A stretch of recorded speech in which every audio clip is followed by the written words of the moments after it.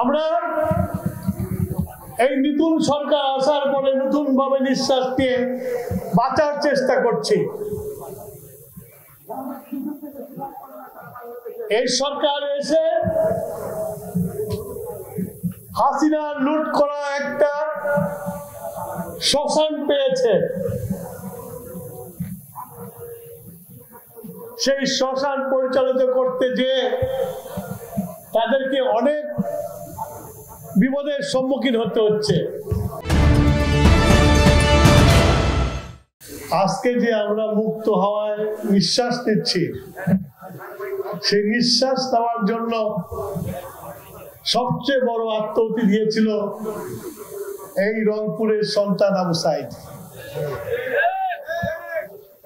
এই পূর্ণভূমিতে আসতে পারবো না, এটা মেনে নিতে পারি নাই। তাই অসুস্থ অবস্থা সত্ত্বেও আমি আপনাদের কাছে এসেছি।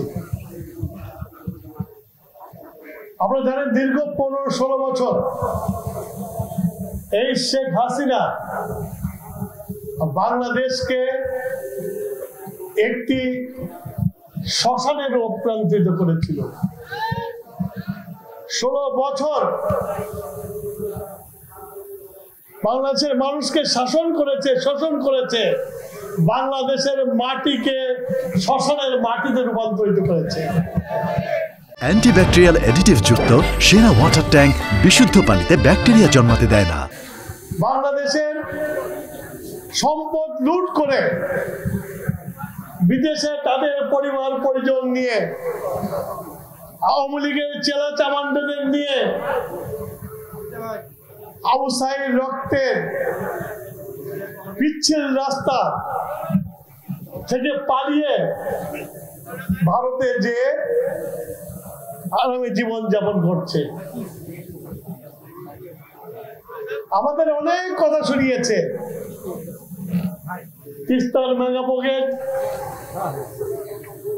অমুক মেগা প্রজেক্ট, এইসব মেগা মেগা শুনতে শুনতে দেখলাম যে বাংলাদেশ থেকে মেগা চুরি হয়ে গেছে।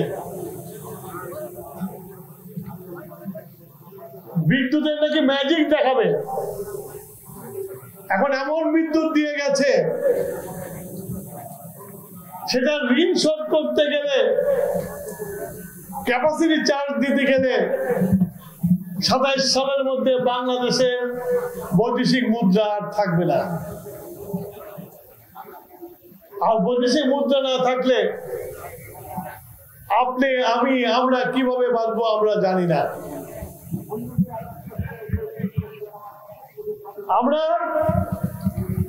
এই নতুন সরকার আসার পরে নতুন ভাবে নিঃশ্বাস নিয়ে বাঁচার চেষ্টা করছি। এই সরকার এসে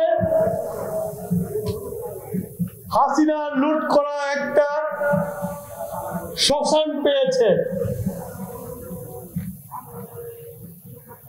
সেই শ্মশান পরিচালিত করতে যে তাদেরকে অনেক বিপদের সম্মুখীন হতে হচ্ছে।